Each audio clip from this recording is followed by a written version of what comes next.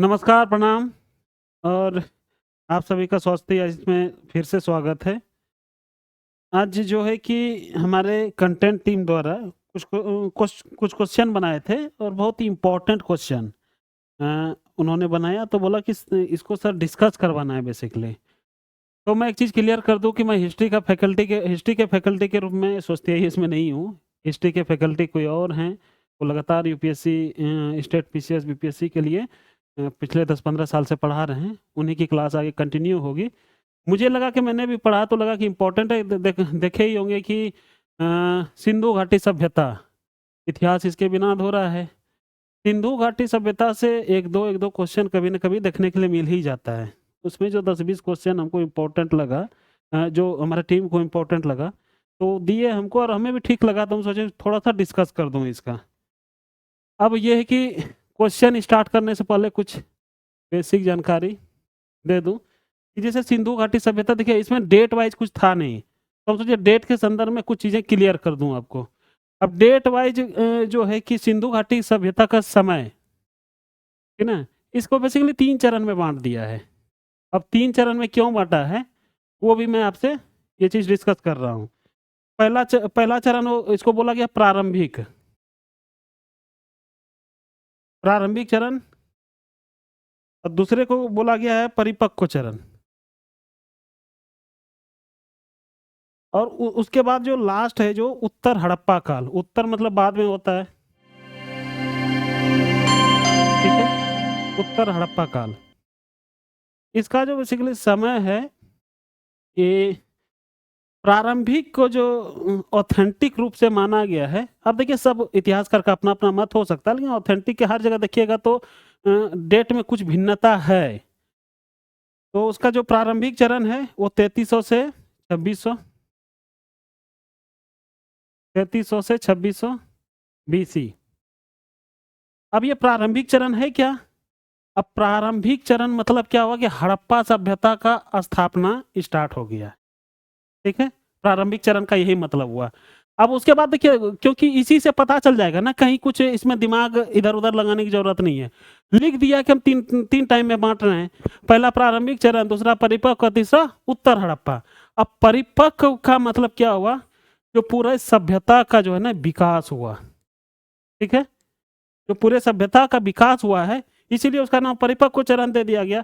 अब परिपक्व के बारे में ये होता है कि 2600 से आपका 1900, कहीं पे ये 1750 भी मिलेगा, कहीं पे 1850 मिलेगा, कहीं पे 1900 है। लेकिन ऑथेंटिक रूप में आपका ये 1900 ही माना जाता है। अब ये तीसरा हो गया उत्तर हड़प्पा काल। उत्तर हड़प्पा काल आपका जो है कि ये आ जाएगा 1900 से 1300। अब ये उत्तर हड़प्पा काल का अर्थ समझिए कि ये बाद की चीजें हैं। बाद की चीजों का मतलब हड़प्पा सभ्यता का पतन, सुने होंगे ना? इसी को बोला गया है इस काल में, हड़प्पा सभ्यता का पतन। तो ये हड़प्पा सभ्यता के पतन से ये जुड़ा है, प्रारंभिक मतलब कि स्थापना से ये जुड़ा है प्रारंभिक चरण, और उसके पूरे विकास को, नगरीकरण चाहे जितना भी विकास हुआ है उसके बारे में क्या है कि ये परिपक्व चरण जुड़ा हुआ है। तो और एक आध चीज़ है कि हम चाहते थे कि इसमें लग जाए पीपीटी, लेकिन वो था नहीं बेसिकली, तो मैं बता देता हूँ। इसका मुझे लगा कि एक विस्तार क्षेत्र बताना चाहिए।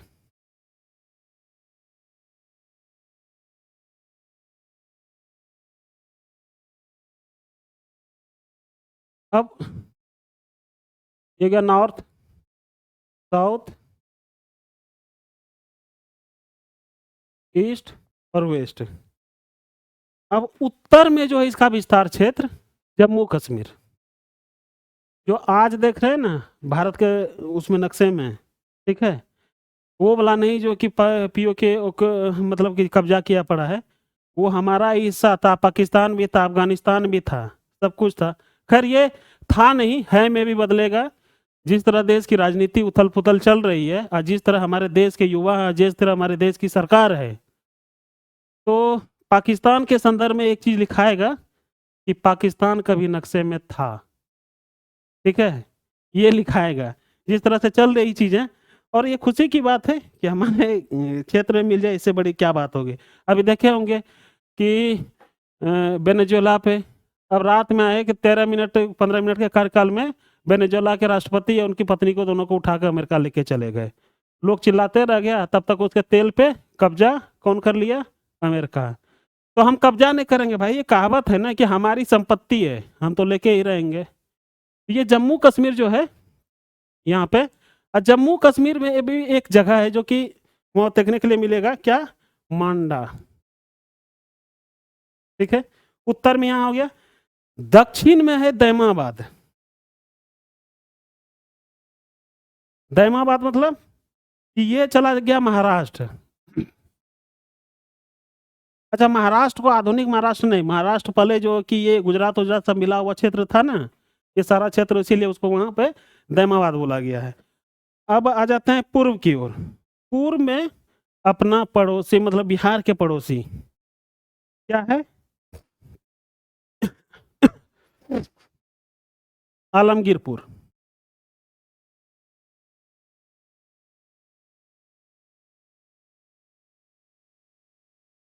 आलमगीरपुर ये कहाँ है? अपना यूपी, योगी बाबा के सरकार में। ठीक है, अब पश्चिम में हम कहाँ चले जाते हैं? ये अब धीरे धीरे देखो, हम बोले थे ना कि हमारा कहाँ तक सीमा है, वो आ ही गया। ईरान पाकिस्तान का बॉर्डर आज का जो है ना, ईरान पाक का जो बॉर्डर एरिया है वहाँ तक है। उस जगह का क्या नाम है? उस जगह का नाम भी है कि जिसको तुतकांगे डोर। इस चीज को याद रखिएगा, कहीं कहीं हम देखें इस तरह क्वेश्चन पूछा गया कि उत्तर में कहाँ तक विस्तार था, दक्षिण में कहाँ तक विस्तार था, पूर्व में कहाँ तक था, अब पश्चिम में कहाँ तक था विस्तार। अब सीधे क्वेश्चन एक दो फैक्ट और बताना है इस संदर्भ में, लेकिन वो सीधे क्वेश्चन पे आते हैं, तो उसी के संदर्भ में इसको जो है कि हम बात कर लेंगे। एक्चुअली मैं लिख दिया हूँ इस पे, नहीं कोई नहीं, मैं शॉर्ट में लिख दूंगा कि एक प्रश्न संख्या 1 है, इसमें क्या है, कथन और कारण वाला है, नहीं मतलब कि स्टेटमेंट वाइज है। सिंधु घाटी सभ्यता की नगर योजना के संदर्भ में निम्नलिखित कथनों पर विचार कीजिए। पहला स्टेटमेंट क्या है? पहला है कि नगर पूर्व से पश्चिम और उत्तर से दक्षिण दिशा में व्यवस्थित थे। दूसरा क्या था कि आवासीय क्षेत्र और सार्वजनिक भवनों में कोई स्पष्ट विभाजन नहीं था। अब आपको बताना है कि इसमें दोनों में से कौन सा कथन सही है, दोनों है, दोनों में से कोई एक है, ए है या बी है, इसमें आपको बताना है। हम थोड़ा सा इस जगह पॉज लेंगे 2-4-10 सेकंड का, ताकि इसका आप आंसर दे पाए। ठीक है, जितने देर में हम पॉज लेंगे तब तक आपको भी ये YouTube पे प्रॉपर सोच के उसका आंसर जो है कि ट्रिक करना है अपने आप में। ये एक तरीका होता है पढ़ने का, उसको याद करने का, और उसको भी अच्छा रहेगा आपके लिए। इसमें जो है कि इसका आंसर जो मेरे ख्याल से कि ए होगा, ए ही होगा, क्योंकि नगर पूर्व से पश्चिम और उत्तर से दक्षिण दिशा में अवस्थित थे। अब क्यों हम बोल रहे हैं कि नगर की संरचना देख लीजिए ना, वहाँ पे जो थी तो सभी दिशा में थे, ऊपरी टीला, निचला टीला, इस तरह की चीजें आई है उसमें। अब दूसरा क्या है, आवासीय क्षेत्र और सार्वजनिक में कोई स्पष्ट विभाजन नहीं था, बिल्कुल विभाजन था भाई। जो मकान हुए और वहां पर क्या मिला है, स्नानागार मिला है। ठीक है, अब जो मकान का सिस्टम है, मकान जिस तरह बना है उसी तरह स्नानागार तो नहीं बना है, सबका विभाजन है ना कि कहाँ नाली बनेगा, कहाँ ये किचन टाइप की चीजें बनेगी, सबका स्पष्ट। इसलिए सुदृढ़ नगरीकरण की व्यवस्था जो बोला गया है ना, इसके संरचना पे, शहरीकरण संरचना पे के संदर्भ में ही बोला गया है। इसलिए इसमें केवल एक कथन सही है कि नगर पूर्व और पश्चिम, पूर्व से पश्चिम और उत्तर से दक्षिण की दिशा में व्यवस्थित थे, ये स्टेटमेंट सही है। अगले क्वेश्चन पे आते हैं, पढ़िए इसको। निम्नलिखित में से कौन सा युग्म सही सुमेलित है? अब युग्म में क्या दे दिया है कि पहला एक साइड दे दिया स्थल और दूसरी तरफ उसकी विशेषता। अब देखो स्थल और विशेषता, कालीबंगा स्थल है, फेमस जगह है, वहाँ पर उसे फेमस जगह था, कहाँ पे, सिंधु घाटी सभ्यता के संदर्भ में।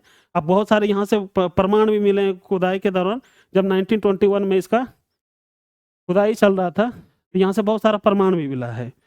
तो यहाँ पर क्या है, जलाशय प्रणाली। अब आपको सोचना, मैं सही गलत नहीं बता रहा हूँ अभी, आपको सोचना है कि इसमें कौन सही सुमेलित है, कौन सा गलत है। दूसरा क्या है, लोथल है, लोथल में क्या दिया है? गोदी। गोदी मतलब इसको यहाँ क्लियर कर दूं, डॉकयार्ड है एक तरह से, ठीक है। ये डॉकयार्ड है जिसको पत्तन, बंदरगाह, सामान रखने वाला जो जहाँ पे रुकती है जहाज, वहां से जमा जो होता है सामान उतारते हैं, वो डॉकयार्ड है। तीसरा क्या? धौलावीरा। यहाँ पर क्या दिया है? अग्निवेदिका। अब एक तीसरा क्या चौथा क्या है? बनावली। बनावली में ग्रेट बात है। अब इसमें सोचना है कि क्या है सही। सोचिए, उसके बाद फिर आप कमेंट्स में उत्तर दे सकते हैं और फिर हम इसको बताएंगे। मेरे ख्याल से आप सोच लिए होंगे कि इसमें एक ही सही है, क्योंकि ऑप्शन ही नहीं दिया ना नीचे कि इसमें ए बी सी डी करके ऑप्शन नहीं दिया है, तो कोई होगा तो एक ही सही होगा। तो वो सही कौन सा है? लोथल, ठीक है। लोथल ही सही है। बाकी सब जो है कि इसमें जो सुमेलित किया गया है वो गलत है। गलत किस लिए है? कि कालीबंगा में जो है क्या मिला है? यहाँ पे मिला है अग्निवेदिका।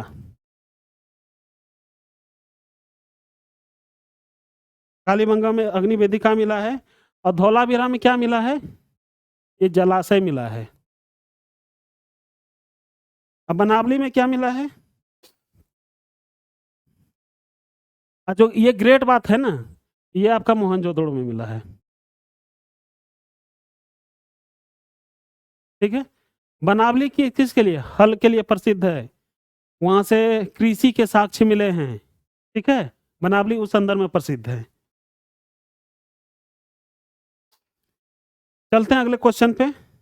अगला क्वेश्चन है, इसमें देखिए ये आ गया कि कथन और कारण वाला, ठीक है। कि सिंधु सभ्यता में अनाज भंडारण की व्यवस्था विकसित थी, स्टेटमेंट 1 हो गया।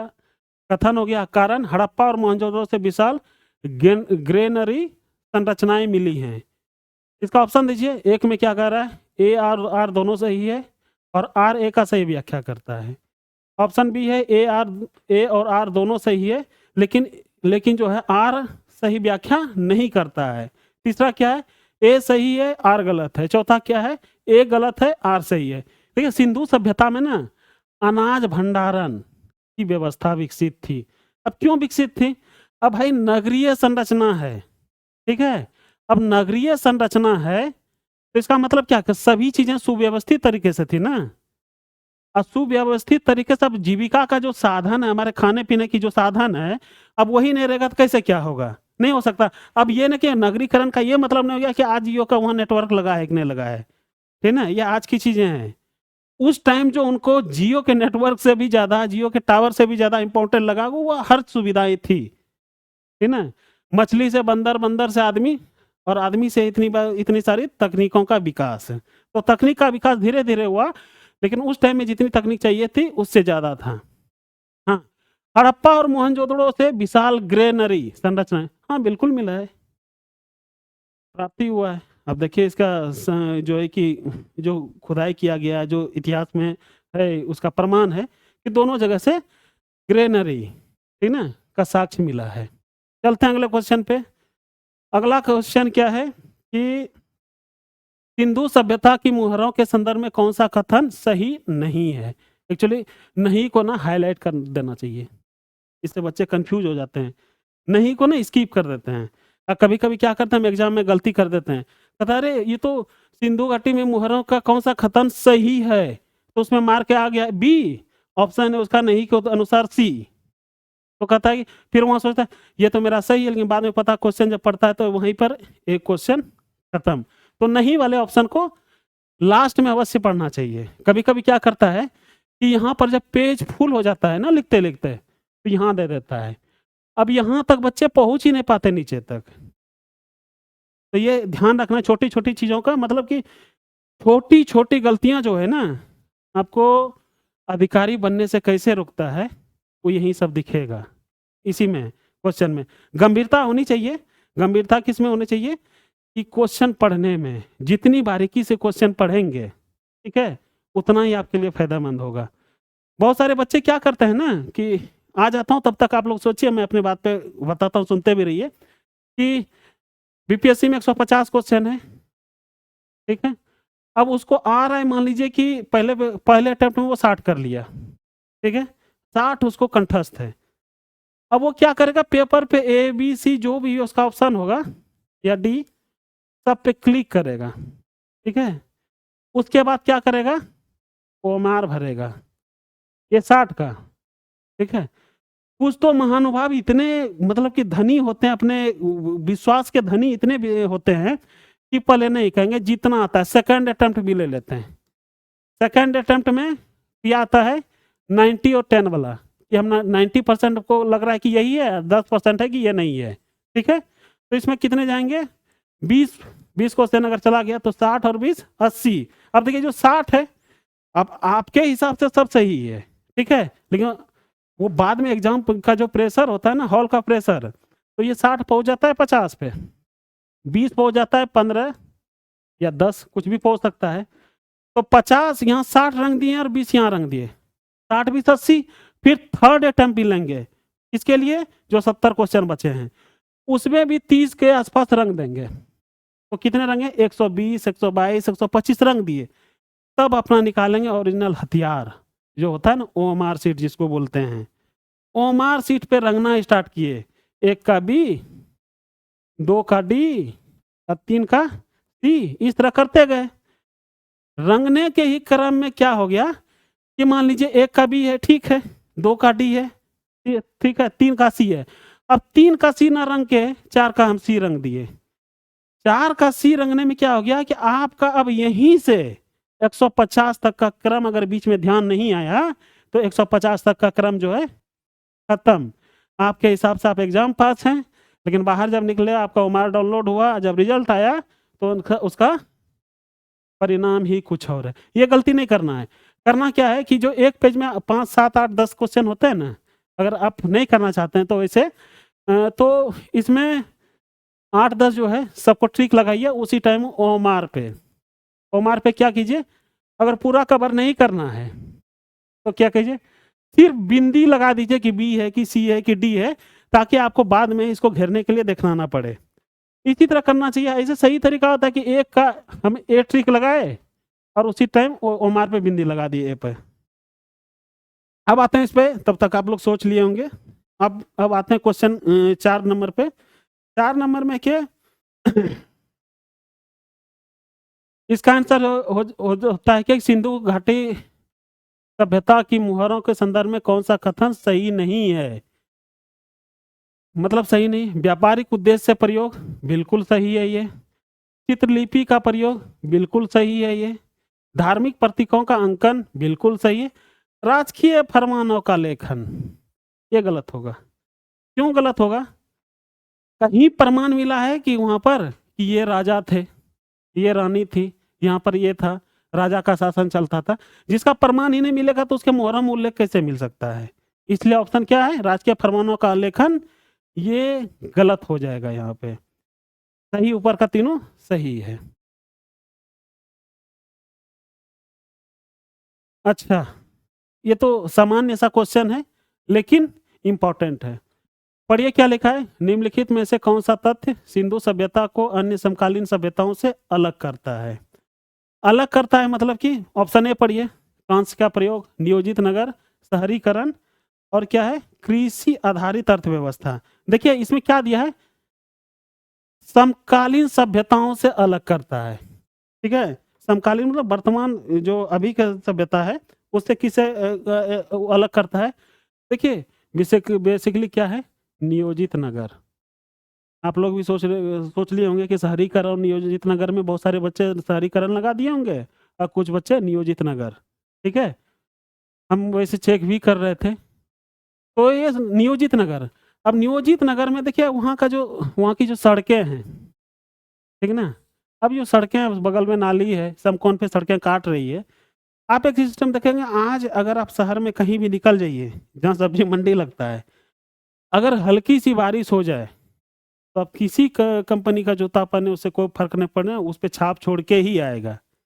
लेकिन उस टाइम क्या था, हल्की सी बारिश हुई, अगर यहाँ गंदगी है, ठीक, ये पूरा साफ होके नाली में गिरेगा। नाली जो है बाहर में जो उसका जल भंडारण का मतलब जहाँ उसका निकास क्षेत्र है वहां तक पहुंच गया। तो ये सब व्यवस्था थी उस टाइम में।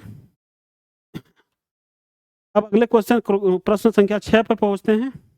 6 नंबर पे क्या है? धौलावीरा के संदर्भ में कौन सा कथन सही है? देखिए स्टेटमेंट वाला क्वेश्चन है, इसको थोड़ा सा गंभीरता से देखिएगा और गंभीरता से ही इसका आंसर देखिएगा कि धौलावीरा के संदर्भ में कौन सा कथन सही है। नगर 3 भागों में विभाजित था, ठीक है। दूसरा, जल संरक्षण की उन्नत प्रणाली थी। अब पक्की ईंटों का प्रयोग नहीं हुआ था। अब इसमें सोचिए कि कौन सा हो सकता है उत्तर। इसका उत्तर ए ही होगा। अब ए क्यों होगा? देखिए 3 भागों में विभाजित था, ये तो तय है, ठीक है। ये तो तय है ना कि 3 भागों में विभाजित है, लिखित है। दूसरा क्या है कि देखिए उत्तर दक्षिण पूर्व पश्चिम वाला कॉन्सेप्ट भी छोड़िए, तो ऊपरी दुर्ग निचली दुर्ग और ये सामान्य जो होता है, ये सब जो आया था वो है। जल संरक्षण की उन्नत प्रणाली थी, अभी तो थोड़ी देर पहले क्वेश्चन नंबर 5 में समझा रहे थे कि जल संरक्षण के लिए उन्नत प्रणाली थी। पक्की ईंटों का प्रयोग नहीं हुआ था, बस ये नहीं शब्द गलत है, यहाँ लिख देता पक्की ईंटों का प्रयोग हुआ था, तो ये क्वेश्चन संदर्भ सही हो जाता स्टेटमेंट। तो इसीलिए सिर्फ इसमें कौन है, 1 और 2 ही सही है। पक्की ईंटों का ही प्रयोग हुआ था भाई। अभी के समय वहाँ उस टाइम की जो ईंटें हैं और वो जो रखा गया है, उसका जो क्या कहते हैं क्वांटिटी जो था अभी तक खराब नहीं हुआ। आज की ईंटें हैं कि साल भर में, 2 साल 10 साल में मकान बनने की बारंबारता में एक बहुत बड़ा इंपॉर्टेंट रोल है ईंट का। देखें, एगो हमरे बिहार में कहावत है कि ईंटवा जो नुनिया गया है, नुनिया मतलब उसमें काई जम जाता है और धीरे धीरे काई क्या करता है, ईंट को खा जाता है, दीवार गिरने की संभावना होती है। इसीलिए वो काई लगने वाले उस टाइम का जो है उस टाइम समस्या नहीं थी। सिंधु घाटी सभ्यता में सामाजिक स्तरीकरण के बारे में क्या निष्कर्ष निकाला जा सकता है? अब देखिए इस तरह का क्वेश्चन क्या है ना कि निकाला जा सकता है, इसमें ऑप्शन भी वैसे दे सकते हैं ना कि जो नॉर्मली सब कोई समझ जाए। एक यूपीएससी में 10 गो क्वेश्चन आता था सीसेट वाले पोर्शन में कि उसमें कोई ऑप्शन गलत नहीं है, लेकिन उसमें यह होता था कि ऑप्शन कौन कितना इंपॉर्टेंट है उसके अनुसार आपको कि 2 नंबर सबसे बढ़िया स्टेटमेंट जो ऑप्शन था उसमें मारे थे 2 नंबर, किसी पे 1.5 मिला, किसी पे 1 मिला, 0.5 भी मिलता था। उसी तरह का स्ट्रक्चर इसमें है। अब ये थोड़ा कंफ्यूजन वाला क्वेश्चन है। अस्पष्ट जाति व्यवस्था कहाँ थी भाई? दास प्रथा मिला है क्या? कहाँ थी दास प्रथा?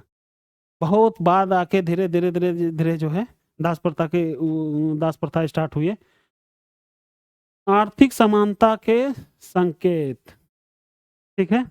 और राजतंत्रीय वर्ग प्रथम, ये राजतंत्रीय मतलब क्या हो गया कि वो नहीं कि आज के टाइम का राजा है जो आप मध्यकाल में देख रहे हैं, सल्तनत काल में देख रहे हैं, या तो उसका एंशियंट पीरियड में अन्य अन्य जो देख रहे हैं वंश देख रहे हैं उसमें राजतंत्र, वो राजतंत्रीय नहीं। प्रशासक तो होता था ना भाई, वहां तो ये डिफाइन किया गया था ना, उसी संदर्भ में राजतंत्र वर्ग पर वो तो बोला गया है।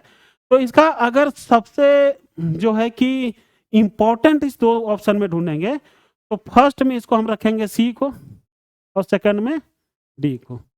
दोनों ऑप्शन एक तरह सही है, लेकिन आप लोग मारिएगा तो सी मारिएगा, ठीक ना।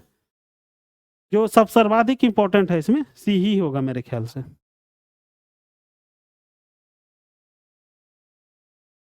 इस स्थल से हल चलाने के प्रमाण मिले हैं, हर कोई जान रहा है।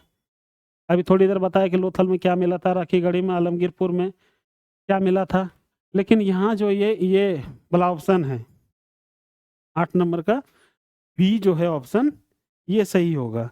यहीं से जो है इसका हल का साक्ष्य मिला है, हल चलाने के प्रमाण मिले हैं। इसलिए सिंपल क्वेश्चन है, इसमें बहुत ज्यादा जो है कि सोचना भी नहीं है। कभी कभी ना इस तरह का सिंपल क्वेश्चन रट भी लिया जाता है कि कंफ्यूजन ना हो, रट्टा मार लीजिए कि यहाँ से ये साक्ष्य मिला है, यहाँ से ये साक्ष्य मिला है, काय के लिए उस पर दिमाग लगाना। निम्न में से कौन सा पशु सिंधु सभ्यता में पालतू होने के स्पष्ट प्रमाण नहीं देता है? देखिए, बैल है, भैंस है, घोड़ा है, भेड़ है। पालतू होने का प्रमाण पालतू मिला है क्या कहीं पे? ये इसमें बैल का भी तो मिल ही गया है, ठीक है। इसमें लगभग एक को छोड़ के लगभग सबका प्रमाण मिल जाता है किसी ना किसी रूप में, ठीक है। और पालतू बनाने का जो प्रमाण नहीं मिला है वो ये है घोड़ा। घोड़ा का जो है पालतू बनाने का कहीं भी प्रमाण इसके बारे में, ठीक है। हाँ, लेकिन ये है कि घोड़ा का अवशेष मिला है, कहाँ मिला है? सूतकांगेडोर में। सूतकांगेडोर में जो है इसका अवशेष मिला है घोड़े का, लेकिन ये कहीं प्रामाणिकता नहीं मिला है कि उस टाइम तो जैसे कि दफनाने के सिस्टम से ही पता चल जाता था ना कि ये किस टाइप की चीजें हैं, किसके इसका इसकी क्या उपयोगिता थी। तो वहां पर इस तरह कोई प्रमाण नहीं मिला है जिससे कह सके कि ये घोड़ा को पालतू बनाया गया था। 10 नंबर। अब देखिए फिर से उसी टाइप का आ गया कि जो 8 नंबर हम पढ़ रहे थे वो 10 पर प्रश्न लगभग उसी तरह है। सिंधु सभ्यता की अर्थव्यवस्था के संदर्भ में कौन सा कथन सही है? सिक्कों का प्रचलन था, केवल स्थल मार्ग से व्यापार, और क्या है मेसोपोटामिया से व्यापार, अब व्यापार राज्य नियंत्रित था। ये बड़ा कंफ्यूजिंग स्टेटमेंट है, ठीक है। इसमें कूट नहीं दिया गया है। अगर कूट रहता तो इसमें 2 ऑप्शन, ठीक है। नहीं, एक ही ऑप्शन सही है, 2 ऑप्शन कूट की यहाँ जरूरत ही नहीं है। देखिए सिक्कों का प्रचलन था, ठीक है। था उस टाइम क्या, किस टाइप के सिक्के थे? मेरे ख्याल से तो नहीं थे। आपके अगर आपको लगता है कि सिक्कों का प्रचलन था, ठीक है, ये नहीं था। केवल स्थल मार्ग से व्यापार होता था। अरे भाई कैसे हो जाएगा? अभी थोड़ी देर पहले क्या बताया? डॉकयार्ड था। डॉकयार्ड था, इसका मतलब केवल स्थल मार्ग से व्यापार तो हो ही नहीं सकता है। अब उस टाइम में व्यापार का मुख्य मार्ग, मुख्य रास्ता जो था ये जल के द्वारा होती थी, ठीक है। अभी एक मूवी थी ना, कौन सा, ऋतिक रोशन वाला, जिसमें कि कोई नाम उसका भूल गया हूँ, हड़प्पा सभ्यता पे ही था। तो उसमें जितना भी व्यापारिक संरचना दिखाई गई है, ठीक ना, सिंधु सभ्यता नाम ही है मूवी का, क्या है तो मैं थोड़ा कंफ्यूज हो रहा हूँ। लेकिन उसमें क्या देखा, सारा व्यापार जो नील बेचने जाता है, फिर अपना दुर्ग वहाँ दूसरे वहाँ जाता है, तो वो किससे जाता है? नाव से, जिसमें मगरमच्छ मिलने क्या क्या कहानी दिखाया गया है। ये संभव ये भी नहीं है, ठीक है। व्यापार राज्य नियंत्रित था नहीं भाई, कहाँ से राज्य, कहाँ था राज्य उस टाइम? नहीं मिलता उस तरह का प्रमाण। हाँ, एक कोई कार्यकर्ता थे, उसको देख रेख करते थे, एक दूसरे देशों से संपर्क जरूर करते थे, लेकिन वो राज्य नियंत्रित था ऐसा हम नहीं बोल सकते हैं। तब क्या था? मेसोपोटामिया से व्यापार, ये सही है। मेसोपोटामिया, इससे ही तो सबसे ज्यादा व्यापार वहां स्टार्ट हुआ और सबसे ज्यादा प्रमाण मिल रहा है, आज तक भी चल रहा है। चलिए आइए अगले क्वेश्चन पे। अच्छा, ये पूछा गया, बीपीएससी में पूछा गया है, और सीधे सीधे जो पहला स्टेटमेंट है ना, यही क्वेश्चन पूछ ही लिया गया था। क्या है? सिंधु सभ्यता की लिपि के संदर्भ में क्या है पहला स्टेटमेंट? दाएं से बाएं लिखी जाती थी, वर्णों की संख्या लगभग 400 थी, द्विभाषी लेख उपलब्ध हैं, ठीक है। इसमें कूट क्या दिया गया कि 1 और 2 सही है, 2 और 3 सही है, 1 और 3 सही है, और केवल 2 सही है। आप लोग थोड़ा सोचिए और इस पे गंभीरता से सोचिए, इसका आंसर निकाल लेंगे आप लोग, ठीक है।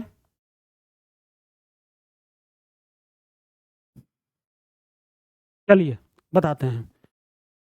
इसमें एक ही स्टेटमेंट जो गलत है वो है द्विभाषी लेख उपलब्ध है। बिल्कुल नहीं है भाई, एक ही लेख इसका उपलब्ध, वर्णों की संख्या जो 400 है, ये साउथ में कहाँ रखा हुआ? अभी हाल फिलहाल में जो है तमिलनाडु सरकार ने बोला कि हम 1 करोड़ रुपया देंगे अगर इसको जो पढ़ लेगा तो, ठीक है। वर्णों की संख्या 400, लगभग 400 थी, ये सही है। दाएं से बाएं लिखी जाती थी, ये भी सही है, ठीक ना। तो इस हिसाब से इसका आंसर क्या हो जाएगा? ए, केवल 1 और 2। चलिए अगले क्वेश्चन पे। अगला क्वेश्चन क्या है? निम्नलिखित में कौन सा पतन का पर्यावरणीय कारण माना जाता है? किसका पतन? सिंधु घाटी सभ्यता का भी जो बताए थे ना कि 1900 से 1300 वाला जो टाइम पीरियड बताए थे, उस टाइम के क्वेश्चन संदर्भ में पूछा जा रहा है। आर्यों का आक्रमण, सरस्वती नदी का सूखना, सत्ता संघर्ष, व्यापारिक पतन। देखिए, अब व्यापारिक पतन तो कभी पर्यावरणीय कारण नहीं माना जा सकता है ना। अब देखिए, ये व्यापारिक मतलब सेकंड फेज हो जाएगा, पर्यावरण को देखिए कि पर्यावरण से मान लीजिए बाढ़ आई, बाढ़ और सूखा कुछ भी आएगा, ठीक ना, उसके बाद ही ना ये व्यापार पे प्रभाव पड़ेगा, व्यापारिक संरचना पे प्रभाव पड़ेगा। लेकिन ये व्यापारिक संरचना एक कारण है, लेकिन प्रथम कारण है ये नहीं मान सकते हैं। प्रथम कारण क्या है? बाढ़ या सूखा हो सकता है। तो पर्यावरणीय कारण में इस टाइप की चीजें हमको ढूंढना पड़ेगा। क्या कि भूकंप आया था, बाढ़ सूखा आया था। अब नदी, अब देखिए इसका एक ही आंसर है, वो सरस्वती नदी का सूखना, ठीक है, यही ऑप्शन हो सकता है। जब ये सूखेगा सारा व्यापारिक मार्ग खत्म, पीने का पानी पानी खत्म, ये मतलब इस तरह के मतलब जीविका का साधन, ठीक है, ये भी खत्म। सब कुछ जब खत्म हो गया तो क्या होगा? धीरे धीरे पतन की ओर जाएगा। हालांकि हम पर्यावरणीय कारण मानते हैं, उसमें सिर्फ ये कि यही सरस्वती नदी का सूखना जो है कि यही मान ले, ये उचित नहीं है। लेकिन हमें से क्वेश्चन ही पूछा गया कि पर्यावरणीय कारण बताइए, तो इसमें चार में से हमको तीन है, ये तो कोई मतलब नहीं है, पर्यावरणीय कारण ये सब है नहीं, एक ही है ऑप्शन बी, सरस्वती नदी का सूखना। इस क्वेश्चन के संदर्भ में बहुत और सारे हड़प्पा सभ्यता के पतन के कारण है, लेकिन उसमें से एक यहाँ पर जो इम्पोर्टेंट है ये है। सिंधु सभ्यता में मृतक संस्कार के कितने प्रकार पाए गए हैं? केवल दाह संस्कार, केवल पूर्ण समाधि, ठीक है, आंशिक एवं पूर्ण दोनों, सबको जल में प्रवाहित करना। देखिए बेसिकली जो है ना कि थोड़ा सा क्वेश्चन पे यहाँ कूट आ जाना चाहिए था, नहीं आ पाया। मैं समझा देता हूँ कि सबको जो है ना दहन करने का तीन प्रकार था। तीन प्रकार कौन कौन सा है? एक है पूर्ण समाधिकरण,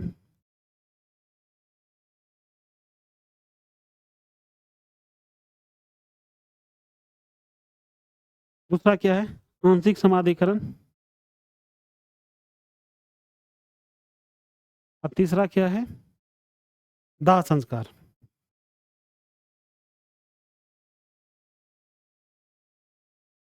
ठीक है, तीनों ही तीनों ही तरीके प्रचलन में थे, तो इस हिसाब से यहाँ पर ऑप्शन सी हो जाएगा, आंशिक एवं पूर्ण दोनों। ठीक है, केवल अगर यहाँ केवल जो शब्द हट जाता है ना तो ये सब उत्तर में आ जाता है।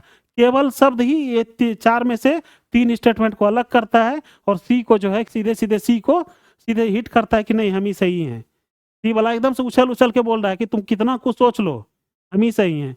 बिहार में ये अपोजिट पार्टी कितना भी उछल ले, जीत कौन रहे हैं? अब सबके सामने उसका रिजल्ट है। और जीत किस पे रहे हैं? वोट के आधार पे। प्रशासक बनने जा रहे हैं, इतना ध्यान रखना है। कोई भी सरकार किस पे बनती है? जनता द्वारा चुनी जाती है, और जनता किसे? अपने मत के प्रयोग द्वारा। इसलिए बहुत सारे बहकावे में नहीं आना है।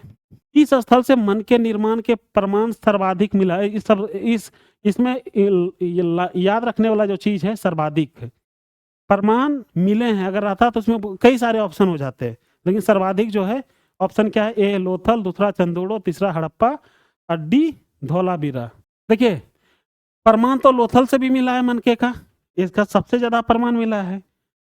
चंदूढ़ो से मिला है, लेकिन चंदूढ़ो के बारे में एक स्टेटमेंट लिखा गया है यहाँ, मतलब माना जाता है सर्वाधिक जो है ना मन के निर्माण का साक्ष्य मिला है। ठीक है, ये है, इसलिए ऑप्शन बी।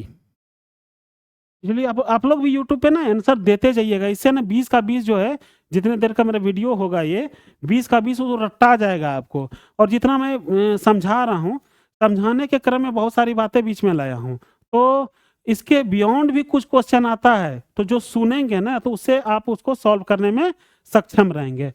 चलते हैं अगले क्वेश्चन पे। सिंधु सभ्यता की राजनीतिक प्रकृति के बारे में कौन सा कथन सर्वाधिक उपयुक्त है? सर्वाधिक उपयुक्त है, इसमें फिर आ गया। इस तरह का जो शब्द आता है ना तो थोड़ा सा ना सचेत हो जाना चाहिए, है ना। एक कॉमन होता है, ठीक ना, एक इम्पोर्टेंट होता है। तो इंपॉर्टेंट वाला टाइप का जो शब्द पूछा जाता है ना, कॉमन जहां भी देगा ना फिर यहाँ कूट दे देगा, और जहां सबसे ज्यादा इंपॉर्टेंट की बात कर देगा तो उसमें कोई एक ही चुनना है, उसमें ऑप्शन आपके पास नहीं है। क्या है? केंद्रीकृत समाज साम्राज्य, दूसरा क्या गणराज, नगर राज्य आधारित ढांचा, अष्टम प्रमाण का अभाव।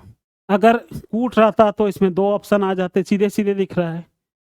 कूट नहीं है और उसमें भी सर्वाधिक शब्द जुड़ा है, तो उसमें एक ही ऑप्शन आएगा, वो है अस्पष्ट प्रमाण का अभाव। क्यों बता रहा हूं? केंद्रीकृत साम्राज्य, इसके बारे में कई बार हम अभी बात कर चुके हैं कि केंद्रीकृत समाज का क्या अर्थ है, सारा चीज ये समझा दें। गणराज्य ये कहाँ से हो गया? नगर राज्य आधारित है ना, नगर राज्य आधारित है। अब ये राज्य हटा देता है ना तो खाली नगर आधारित ढांचा लिखता है ना, तो ये भी सही हो सकता है।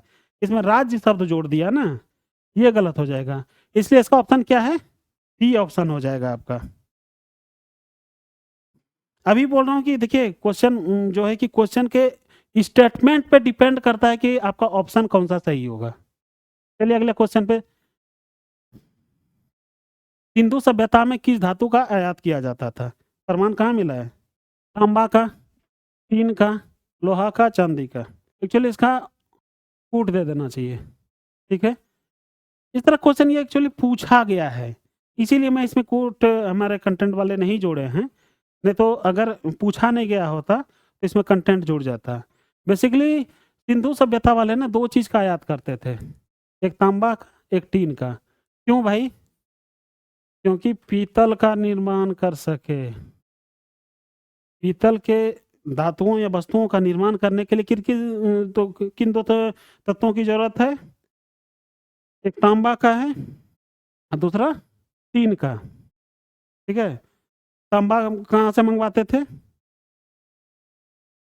राजस्थान वाले क्षेत्र के इधर से। और टीन कहाँ से मंगवाते थे? ईरान से। किस स्थल से स्टेप्ड वाटर टैंक, सीढ़ी नुमा जलाशय मिले हैं? चलिए इसका तो हर कोई मतलब कि जो बच्चे पढ़ेंगे कहेगा नहीं, ये तो बहुत आसान क्वेश्चन है। मोहनजोदड़ो, लोथल, धोलावीरा, कालीबंगा। इसका सीधे सीधे रटने वाला क्वेश्चन है, इसका सीधे सीधे आंसर क्या है? धोलावीरा। इससे क्या हो गया ना कि यहाँ पर विशाल पत्थर का, विशाल पत्थर का बना हुआ जो है जलाशय मिला है। ऑप्शन इसमें एक ही है, सिंपल है, इसका आंसर धौलावीरा हो जाएगा। सिंधु सभ्यता के व्यापार में प्रयुक्त भार किस पे आधारित थे? दशमलव प्रणाली, बाइनरी प्रणाली, टोडस प्रणाली, अनियमित। व्यापारिक संरचना थी भाई, अनियमित हम बोल नहीं सकते हैं। एक ऑप्शन तो मैं पहले ही हटा दिया हूं, तब तक आप सोचिए। दशमलव प्रणाली बहुत बाद का इसका जो है विकास है। बाइनरी प्रणाली और उसके कई साल बाद का विकास है, तो एक ही ऑप्शन कौन बन जाता है? टोडस प्रणाली, ठीक ना। ये बेसिकली इसका अर्थ क्या होता है सोडस प्रणाली? कि सीधा सीधा है 16 का गुणज, ठीक ना। आज के भाषा में देखें 16 का जो गुणज है ना, वही सोडस प्रणाली है। तो इसका आंसर सी हो जाएगा। किस फसल के प्रमाण सिंधु सभ्यता में पहली बार मिलते हैं? हर कोई जान रहा है। किस फसल के प्रमाण सिंधु सभ्यता में पहली बार मिलते हैं? वो कपास है। इस पे बहुत ज्यादा की नहीं सोचना है, कपास का ही प्रमाण सबसे पहला सबसे ज्यादा मिल रहा है। सिंधु घाटी सभ्यता के पतन का सबसे संतुलित, देखिए अब आ गया पर्यावरण से संबंधित क्वेश्चन था, अब क्या दे दिया कि सिंधु घाटी सभ्यता के पतन का सबसे संतुलित दृष्टिकोण क्या हो सकता है? एकल कारक सिद्धांत, आर्य आक्रमण सिद्धांत, बहुकारक सिद्धांत, महामारी सिद्धांत। अभी थोड़ी देर पहले बता रहे थे ना कि सभी इतिहासकारों ने अपने अपने मत दिए हैं कि सिंधु घाटी सभ्यता का कैसे जो है कि विनाश हुआ है। देखो एकल कारण सिद्धांत ये पहले हम हटा दिए हैं। आर्य कारण सिद्धांत ये भी हम नहीं मानते हैं। महामारी सिद्धांत अब वो इसका भी कोई प्रमाण ठोस नहीं मिला है, इसलिए ऑप्शन ई चारों में अगर चुनना होगा तो बहुकारक सिद्धांत ई ऑप्शन सही हो जाएगा आपका, कि कोई एक कारक नहीं है। अब आर्य आक्रमण सिद्धांत, अब भाई आर्य आए, इसका मतलब कि वो तलवार और भाला और वो फरसा लेके आए और घर से खींच-खींच के एक-एक को मार दिए। अरे वहाँ भी जनसंख्या थे भाई, वहाँ भी लोग रहते थे, वो भी लड़ने जानते होंगे, वो भी अपना सारा व्यवस्था करके रखेंगे, ये तो खत्म तो नहीं किए होंगे। महामारी सिद्धांत का कोई प्रमाण मिलता है नहीं, ठीक है? प्रमाण नहीं मिलता, ये कारण हो सकता है, एक कारण ये हो सकता है महामारी सिद्धांत। ये सभी क्या-क्या है? ये दोनों एक-एक सिद्धांत, एक-एक कारण हो सकता है, ठीक है? लेकिन ऑप्शन के हिसाब से संतुलित दृष्टिकोण देखिए तो बहुकारक सिद्धांत ही होगा। तो चलिए आज के क्लास में सिर्फ इतना ही, और उम्मीद है कि ठीक ही लगा होगा। अगर नहीं लगा, कुछ इसमें सुधार की ज़रूरत है तो मुझे कमेंट्स में ज़रूर बताइएगा। स्वस्ति आईएएस से जुड़े रहिए और स्वस्ति आईएएस का ऐप डाउनलोड कर लीजिए, स्वस्ति आईएएस का टेलीग्राम चैनल से जुड़ जाइए। बहुत-बहुत धन्यवाद, मिलते हैं फिर से।